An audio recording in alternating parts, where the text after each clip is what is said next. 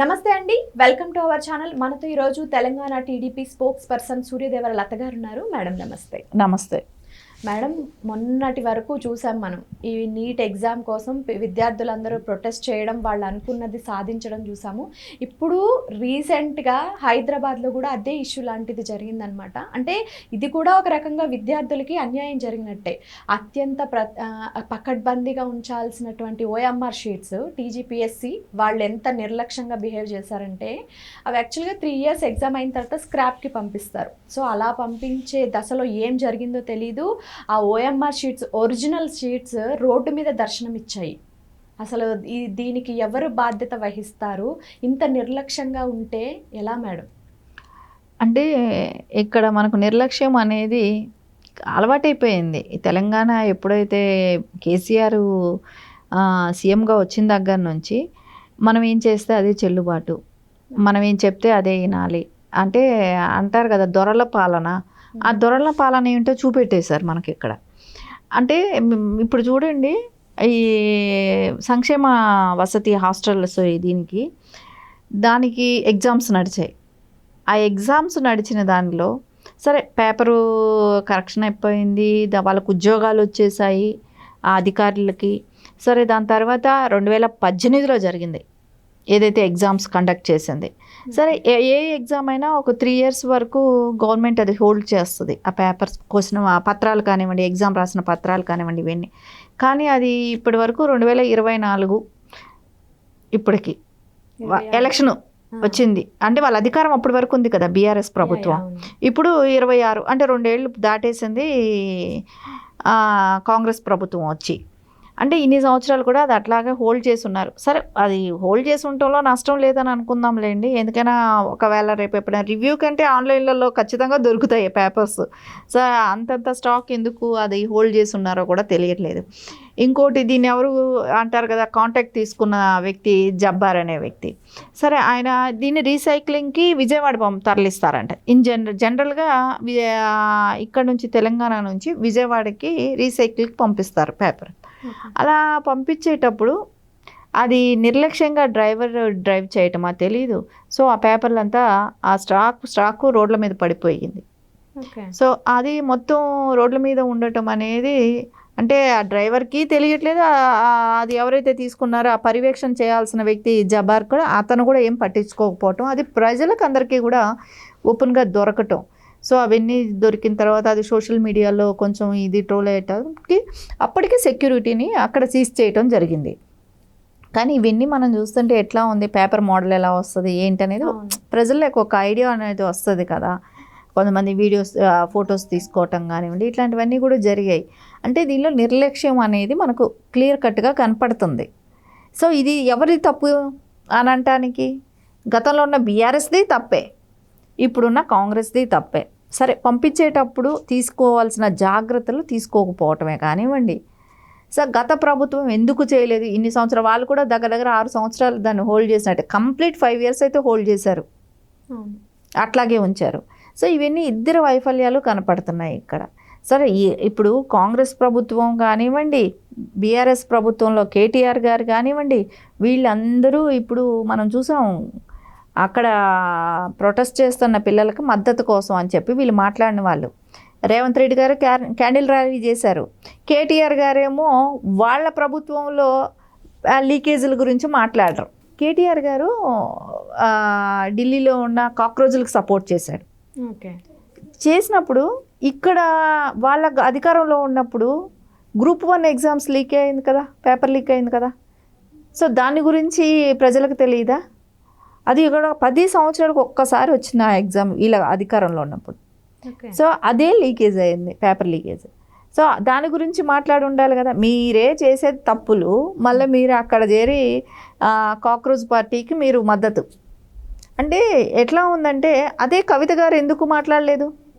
బీఆర్ఎస్లో ఉన్నప్పుడు చాలాసార్లు వేరే పేపర్లు కూడా లీక్ అయినాయి, వాటిని గురించి కూడా వీళ్ళు ఇక్కడ డిస్కస్ చేయట్లా.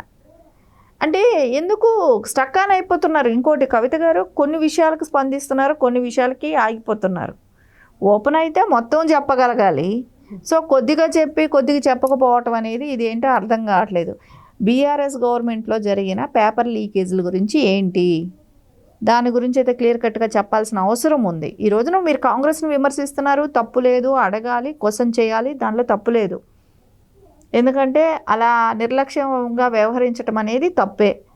కానీ అది గతంలో జరిగిన బీఆర్ఎస్లో జరిగిన వైఫల్యాల గురించి ఇక్కడ పేపర్ లీకేజీలు ఉన్నాయి. వాళ్ళే అప్పుడే దాన్ని పంపించేసి ఉండొచ్చు విజయవాడకి. వాళ్ళు ఎందుకు పంపలేదు అప్పుడు? 5 years వరకు ఎందుకు హోల్డ్ చేశారు? ఇవన్నీ కూడా క్వశ్చన్ చేయాల్సి వస్తే ఇద్దరిని క్వశ్చన్ చేయాలి, ఒకళ్ళని క్వశ్చన్ చేయటం కాదు ఇక్కడ. అంటే నేను అనేది ఏంటంటే కవిత గారు ఏ విషయం అయితే చెప్తున్నారో అది క్లియర్గా మాట్లాడితే బాగుంటుంది. మీరు ఒక సమస్య మీద పోరాడుతున్నారు, పోరాడండి, తప్పులేదు. అది క్లియర్ కట్గా మనం విమర్శించాలి. అక్కడ ఇద్దరు తప్పులు కనపడుతున్నాయి, 2 పార్టీల తప్పులు కనపడుతున్నాయి. ఓకే మేడం, ఇప్పుడు కవిత గారేమో రేవంత్ రెడ్డి గారేమో బీఆర్ఎస్ని ఇలా అనుకోవడం సరిపోతుంది, కానీ ఇక్కడ మధ్యలో నష్టపోయేది విద్యార్థులు. వీళ్ళకి ఎప్పుడు మేడం న్యాయం జరిగేది అసలు? అంటే వీళ్ళకి ఎట్లా అనిపిస్తుంది అంటే ఎక్కడో జరిగితే దాని గురించి మాట్లాడతారు.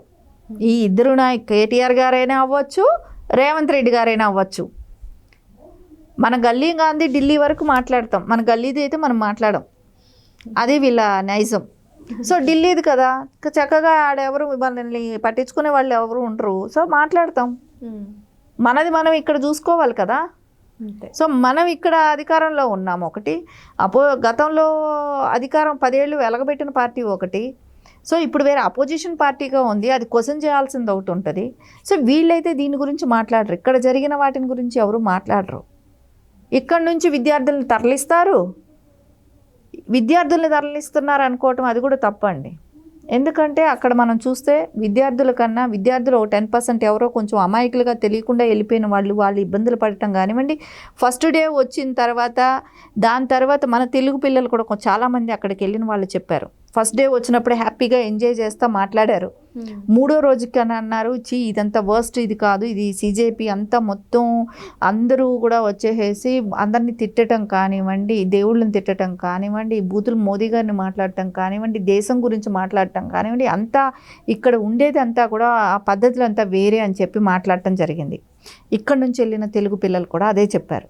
అంటే వాళ్ళలో మార్పు వచ్చింది, అక్కడికి వెళ్ళి పార్టిసిపేట్ చేసిన వాళ్ళ పిల్లల్లో మార్పు వచ్చింది.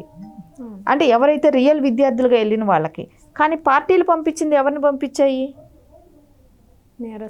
నేరస్తుల్ని, ఇట్లాంటి వాళ్ళని పంపించి అక్కడ ప్రాబ్లమ్స్ క్రియేట్ చేయటం, పోలీసుల మీద దాడి, ఆర్మీ మీద దాడి, జర్నలిస్టుల మీద దాడి, ఇవి చేయాలనే ఉద్దేశం. సో ఇవన్నీ కూడా మనం ఉన్నప్పుడు మనం ఇక్కడ ముందు తెలంగాణలో మన పరిస్థితులు ఏంటో చూసుకోవాలి, తర్వాత మనం ఢిల్లీ వరకు మాట్లాడటానికి అవకాశం ఉంటుంది కదా. తెలంగాణలో కేటీఆర్ గారు మీరున్న 10 సంవత్సరాలు ఏం చేశారు, ఇప్పుడు ఉన్న ఈ వైఫల్యానికి ఎందుకు విమర్శించట్లేదు? ఇప్పుడు జరిగిన కాంగ్రెస్ పీరియడ్లో అదే పంజాబ్లో కూడా పేపర్ లీక్ అయింది, దాని గురించి కూడా మాట్లాడటం లేదు. యాక్చువల్గా కవిత గారిది కూడా ఒక పేపర్ లీక్ ఇష్యూ వచ్చింది కదా మేడం. అంటే నేను అనేది ఏంటంటే కవిత గారివే కానివ్వండి, వీళ్ళు ఏంటంటే ఎక్కడి గురించో అయితే మాట్లాడతారు, అది వేరే పార్టీల గురించి అయితే మాట్లాడుతున్నారు. అదే నేను అనేది, మనం ఒక ఇష్యూ గురించి మాట్లాడేటప్పుడు మనల్ని ఇంతమంది వేలెత్తి చూపిస్తున్నారు అనేది కూడా ఆలోచించాలి. అది ఆలోచన వాళ్ళల్లో ఉండట్లేదు. ఖచ్చితంగా ఈ రోజున తెలంగాణ ప్రజలందరూ కూడా ఈ 2 పార్టీల వైఫల్యాలు కనపడుతున్నాయి క్లియర్గా అనేది అయితే ఖచ్చితంగా చెప్తున్నారు కూడా ఓపెన్గా. సో ఇప్పుడు బీజేపీ పార్టీని గురించి ఢిల్లీ వరకు వెళ్ళారు, మాట్లాడారు, చేయగలిగారు. అంటే వాళ్ళకి ఫర్గా అనుకోవచ్చు, బీజేపీ పార్టీ ఇంకొక విధంగా ఆలోచించవచ్చు. ఇప్పుడు ఏమనుకుంటారు, ఈ కాక్రోజ్ వాళ్ళని చూసి భయపడిపోయారు అనేది బీజేపీని కొంతమంది అంటే ఉంటారు కదా, కొన్ని సెక్షన్స్ వాళ్ళు ఉంటారు కదా, వాళ్ళకి అనిపిస్తుంది అబ్బా బీజేపీ పార్టీ భయపడిపోయింది, రాజీనామా చేశారని. వాళ్ళ ఉద్దేశాలు వేరుగా ఉన్నాయి. సో వాళ్ళ ఉద్దేశాలు వాళ్ళకు ఉంటాయి. సో నేను అనేది ఏంటంటే ఏది జరిగినా కూడా మనం ప్రజలు అందరం కలిసి, పబ్లిక్కే కావచ్చు, పొలిటీషియన్సే కావచ్చు, అన్యాయం జరిగినప్పుడు ఖండించాలి. ఖండించిన దానిలో ఒక నిజాయితీ అనేది ఉండాలి ముఖ్యంగా. అది లేకుండా మనం ఈరోజు రేపే వచ్చేయాలి అధికారం కన్నట్టు ఈరోజే ఏదో మాట్లాడేస్తే చేసేదానికి ప్రజలు ఎవరు సిద్ధంగా లేరు. మనం గతంలో చేసింది ఏంటి, నెక్స్ట్ మనం చేయబోయేది ఏంటి, మళ్ళీ అవకాశం వస్తే వీళ్ళు ఏ రకంగా ఊసరబిల్లలాగా రంగులు మారుస్తారనేది ప్రజలకు తెలుసు కాబట్టి వాళ్ళ డెసిషన్ వాళ్ళు తీసుకుంటారు అప్పుడు. Okay, thank you madam. నమస్తే.